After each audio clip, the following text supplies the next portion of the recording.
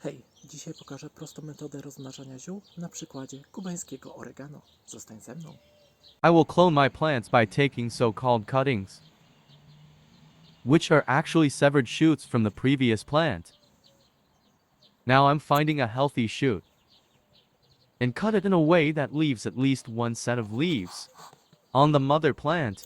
This way the mother plant will branch out at that spot. I need to remove excess leaves from the cutting I took, because their abundance would cause the cutting to focus on photosynthesis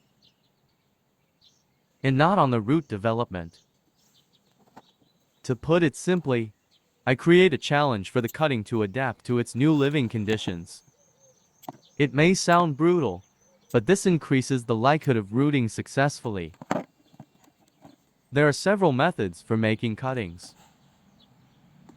You can leave a few leaves at the top of the cutting, or trim the top as well, leaving 1 or 2 sets of leaves in the middle of the stem. Today I will use the first method and leave a few leaves at the top of the shoots. As for rooting, there are also several approaches. Cuttings can be rooted in water, soil, or sand. In my case, I have chosen soil, but the other methods work as well.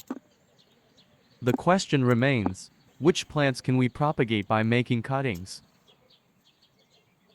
Almost all plants with stems can be propagated this way, including herbs, nightshade plants like tomatoes, peppers, and eggplants. Shrubs and trees can also be propagated. But for woody stems, it's best to do this in early spring. Now you see 2 week-old cuttings of different herbs which rooted perfectly. Thanks for watching.